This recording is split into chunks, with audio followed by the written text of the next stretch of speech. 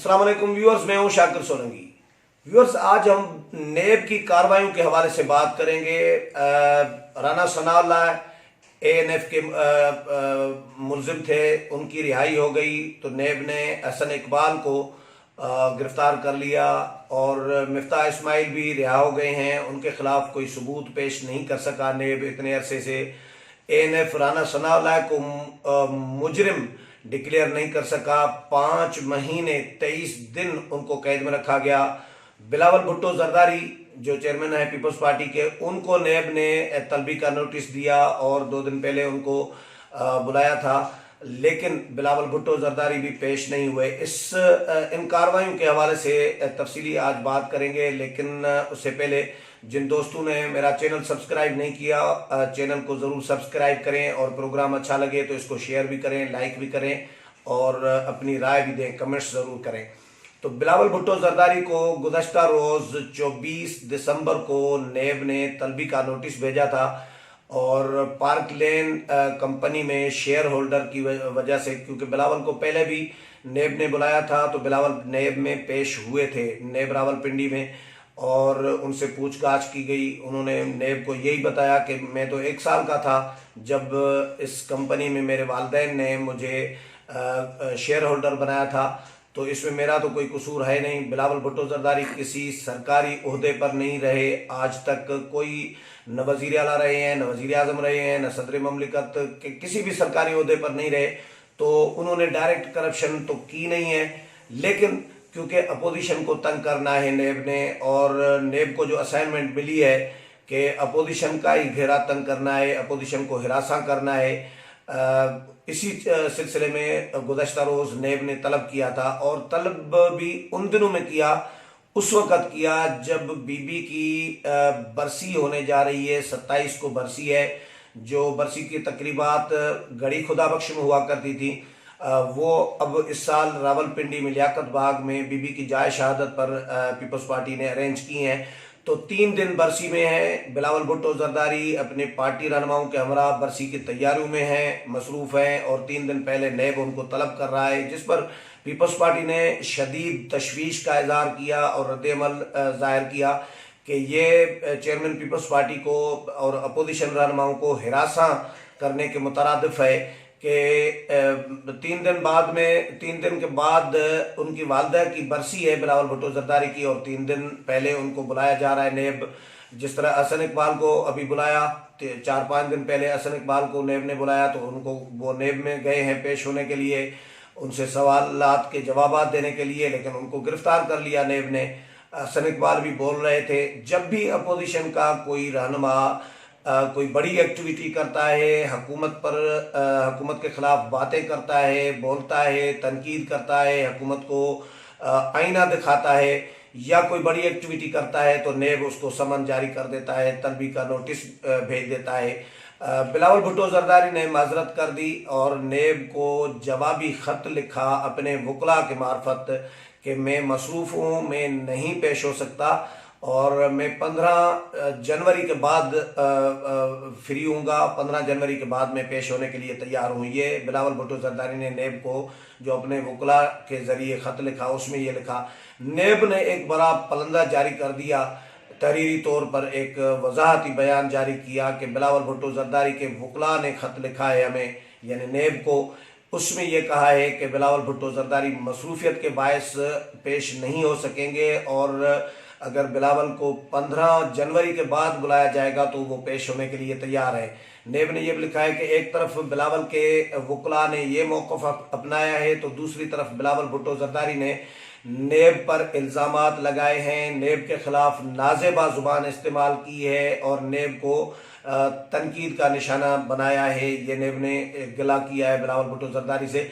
तो ये यानी, और मीडिया में ये भी नेब ने कहा कि मीडिया में ये भी बयान छपा बिलावल भुट्टो जरदारी का कि वो पेश नहीं होंगे, यानी पेश नहीं होंगे एक अलग मौक़िफ़ है, और जो ख़त में वकला ने लिखा है कि बिलावल 15 जनवरी के बाद पेश होना चाहते हैं, तो ये 2 अलग अलग मौक़िफ़ है। पेश नहीं होंगे बयान छपा है, और 15 के बाद पेश होना चाहते हैं ये वकला ने लिखा है, ये अलग अलग मौक़िफ़ है। तो ये बिलावल के मौक़िफ़ में तज़ाद है। ये नेब ने इस तरह की मेरा ख्याल है ये गैर ज़रूरी था, इसकी कोई ज़रूरत नहीं थी नेब को बयान जारी करने की, लेकिन क्योंकि नेब ने बस काम करना है, अपोजिशन को टारगेट बनाना होता है, तो अपोजिशन को टारगेट कर रही है। और इसी तरह हसन इकबाल का मामला, तो हसन इकबाल को भी इसी तरह गिरफ्तार कर लिया गया। मिफ्ताह इस्माइल गिरफ्तार थे, वो भी नेब के कैदी थे, लेकिन मिफ्ताह इस्माइल के खिलाफ भी अभी तक कोई सबूत पेश नहीं कर सका नेब, जिसकी वजह से वो रिहा हो गए। यकीनन अदालत ने उनको रिहा कर दिया है ज़मानत पर, तो इसी वजह से ज़मानत पर रिहा किया है क्योंकि उनके खिलाफ सबूत नहीं थे। अगर सबूत होते मिफ्ताह इस्माइल के खिलाफ तो यकीनन वो पेश करता नेब और वो रिहा न होते, उनके खिलाफ ट्रायल या केस चलता। खुर्शीद शाह का मामला है। खुर्शीद शाह को एहतसाब अदालत ने 17 दिसंबर को रिहा करने का हुक्म दे दिया, क्योंकि 17 दिसंबर को खुर्शीद शाह के 90 दिन जो है रिमांड के 90 दिन जो कानून में है कि नेब 90 दिन का रिमांड 90 दिन के लिए किसी भी शख्स को तफ्तीश के लिए तहवील में ले सकता है, रख सकता है, और 90 दिन का ये रिमांड हो सकता है नेब का। तो 90 दिन खुर्शीद शाह के पूरे हो गए। 18 सितंबर को गिरफ्तार हुए थे और 17 दिसंबर को उनके 90 दिन पूरे हो गए। तो 90 दिन में कोई सबूत नेब पेश नहीं कर सका, जिसकी वजह से एहतसाब अदालत ने उनको भी रिहा करने का हुक्म दे दिया। लेकिन नेब और जेल हुकाम और इंतज़ामिया इनकी मिली भगत से खुर्शीद शाह को रिहाई का प्रोसेस खुर्शीद शाह का नहीं किया गया और बगैर किसी यानी गिरफ्तारी के, बगैर किसी वारंट के खुर्शीद शाह को हिरासत में यानी यरगमाल रखा गया। 24 से 36 घंटे तकरीबन खुर्शीद शाह किसी भी कानून के तहत कैदी नहीं थे, यानी अदालत ने रिहा कर दिया तो उसके बाद तो खुर्शीद शाह को रिहा हो जाना चाहिए फौरी तौर पर, लेकिन 24 घंटे तक, 24 से 36 घंटे तकरीबन जो मैंने कैलकुलेट में देख रहा था कि खुर्शीद शाह को ऐसे ही यानी डिटेन करके रखा गया, यरगमाल बनाकर रखा गया और उनको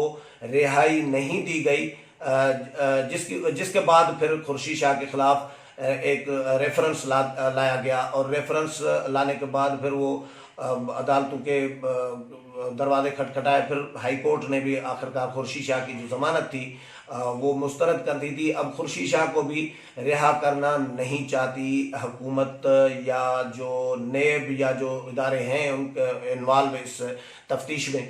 राना सनाउल्लाह का मामला ANF का था और ANF में भी 5 महीने 23 दिन ANF ने कैद में रखा। जो शहरयार आफरीदी साहब थे, बड़ी बड़ी भड़कियां उन्होंने मारी, लंबी लंबी प्रेस कॉन्फ्रेंस की कि राना सनाउल्लाह के खिलाफ ये सबूत हैं, ये सबूत हैं, हमारे पास वीडियो मौजूद है, राना सनाउल्लाह की गाड़ी से मंशियात निकली है, इतने किलो मंशियात निकली है, मैं अगर साबित न कर सकूं।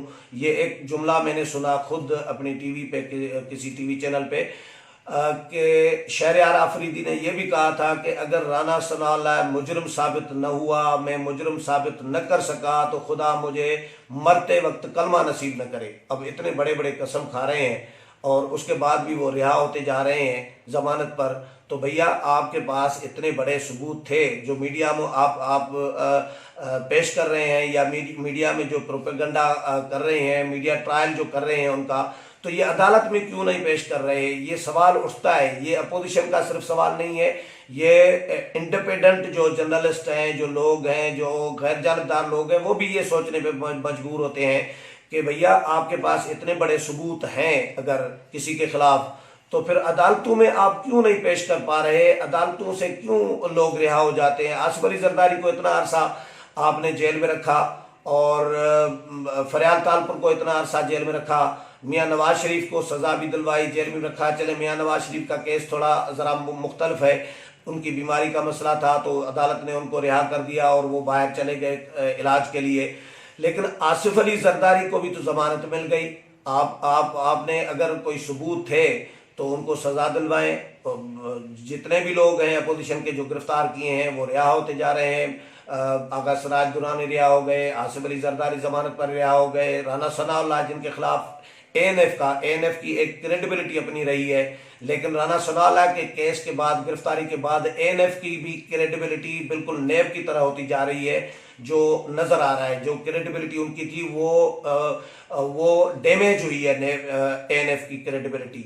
नेब तो एक बदनाम जमाना इदारा बन गया है। चेयरमैन नेब पार्लियामेंट हाउस में एक दफ़ा आए थे, मैंने खुद उनसे ये सवाल किया था। मैंने कहा कि बोला जावेद जो है जस्टिस जावेद, मैंने उनसे पूछा कि बोला ये आपका इदारा जो है ये क्रेडिबिलिटी इनकी तबाह हो गई है, बदनाम जमाना इदारा बनता जा रहा है, हर तरफ से गालियां पड़ रही हैं, अपोजिशन गालियां दे रही है, हुकूमती अरकान इवन हुकूमत के लोग गालियां दे रहे हैं, तो आप इस इदारे की क्रेडिबिलिटी को बहाल करने के लिए क्यों इकदामात नहीं कर रहे, क्यों कोशिश नहीं कर रहे? अगर करना चाहते हैं तो क्या करना चाहते हैं इसकी क्रेडिबिलिटी को बहाल करने के लिए? लेकिन उन्होंने जवाब तो गोल कर दिया, नहीं ऐसा नहीं है, हम नेब शफाफ और बिला इम्तियाज बिला तफरीक एहतसाब कर रहा है। बिला तफरीक एहतसाब ये कर रहा है कि आप खुद जावेद चौधरी के साथ मान रहे हैं, तस्लीम कर रहे हैं कि हुकूमती लोगों के खिलाफ हम कार्रवाई नहीं कर सकते, क्योंकि हुकूमती लोगों के खिलाफ कार्रवाई की तो फिर हुकूमत गिर जाएगी। यानी आप खुद चेयरमैन नेब कहते हैं ये जावेद चौधरी को, जो जावेद चौधरी ने लिखा था, जिसकी नेब ने कोई तरदीद भी जारी नहीं की, तो ये तरदीद जारी नहीं होती तो इसका मतलब है बात ठीक है। तो आप खुद तस्लीम करते हैं कि हुकूमती लोगों के खिलाफ हम इसीलिए कार्रवाई नहीं कर रहे क्योंकि वो हुकूमत गिर जाएगी, और उसके बावजूद आप लोगों को कहते हैं रोज तकरीरें कर रहे हैं बिला इम्तियाज बिला तफरीक एहतसाब। भाई बिला तफरीक एहतसाब है तो पीटीआई के लोगों के खिलाफ क्यों कार्रवाइयाँ नहीं हो रही, क्यों एहतसाब नहीं हो रहा, क्यों उनको नोटिस जारी नहीं हो रहे? वजीर आजम इमरान खान, परवेज खट्टक, अलीमा बाजी, बहुत सारे और लोग हैं, पीटीआई की लंबी लिस्ट गिनवा सकते हैं जिनके खिलाफ इंक्वायरियाँ पेंडिंग पड़ी हुई है। बीआरटी मंसूबे के खिलाफ पीपल्स पार्टी ने दरखास्त दी थी, आपको खुद आके नेब हेडक्वार्टर में पीपल्स पार्टी केपीके के रहनुमाओं ने कि भैया ये गबन हुआ है और इसमें बड़ी करप्शन हुई है। 50 दफ़ा तो वो उसके मंसूबे की कंप्लीट होने की तारीख दे चुकी है पीटीआई, लेकिन आप उनके खिलाफ तो कोई कार्रवाई नेब नहीं कर रहा। नेब के पर चल रहे हैं हुकूमती लोगों के खिलाफ कार्रवाई करते हुए और उनको नोटिस भेजते हुए, लेकिन अपोजिशन आसान टारगेट है नेब का, इसमें कोई शक नहीं है। तो बहरहाल वो अभी कार्रवाइयों का सिलसिला जारी है, कुछ रिहा हो रहे हैं, कुछ गिरफ्तार हो रहे हैं। बिलावल भुट्टो जरदारी को नोटिस भेजा था, लेकिन उन्होंने कहा है कि 15 के बाद वो पेश होने के लिए तैयार हैं। अगले प्रोग्राम में फिर मुलाकात होगी, तब तक इजाज़त चाहता हूँ। अल्लाह हाफिज़।